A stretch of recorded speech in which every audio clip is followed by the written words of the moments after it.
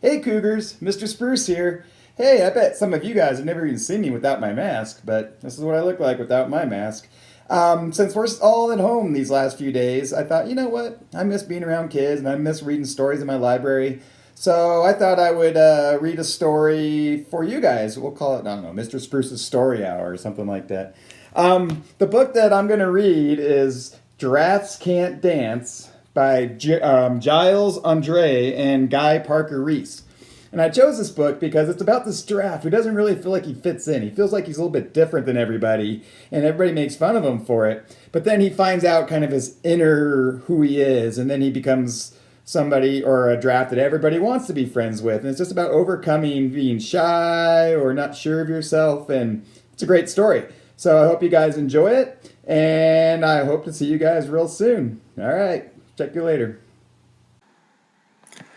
Giraffes Can't Dance, written by Giles Undreed and illustrated by Guy Parker Reese. Gerald was a tall giraffe whose neck was long and slim, but his knees were awfully crooked and his legs were rather thin. He was very good at standing still and munching shoots off trees, but when he tried to run around, he buckled at the knees. Boom! Now every year in Africa they hold the jungle dance, where every single animal turns up to skip and prance. And this year when the day arrived, poor Gerald felt so sad, because when it came to dancing, he was really very bad. The warthog started waltzing, and the rhinos rock and rolled. The lions danced a tango that was elegant and bold. The chimps all did a cha-cha with a very Latin feel.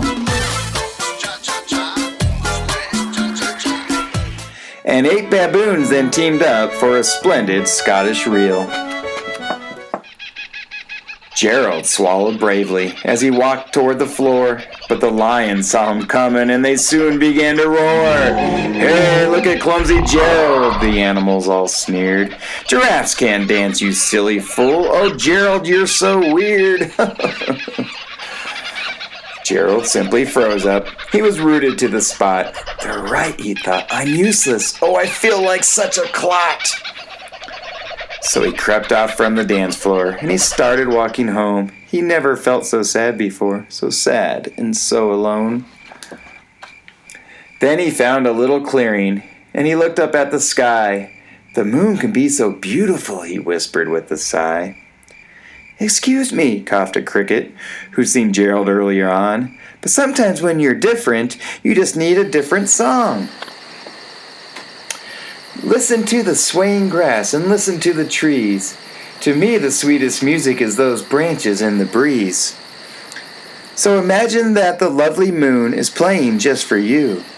Everything makes music if you really want it to. With that, the cricket smiled and picked up his violin. Then Gerald felt his body do the most amazing thing. His hooves had started shuffling, making circles on the ground. His neck was gently swaying, and his tail was swishing round. He threw his legs out sideways, and he swung them everywhere. Then he did a backward somersault and leapt up into the air. Gerald felt so wonderful. His mouth was open wide. I am dancing! Yes, I am dancing! I am dancing! Gerald cried. Then, one by one, each animal who'd been there at the dance arrived while Gerald boogied on and watched him quite entranced. They shouted, "It's a miracle! We must be in a dream! Gerald's the best dancer that we've ever seen!" How did you learn to dance like that? Please, Gerald, tell us how. But Gerald simply twirled around and finished with a bow.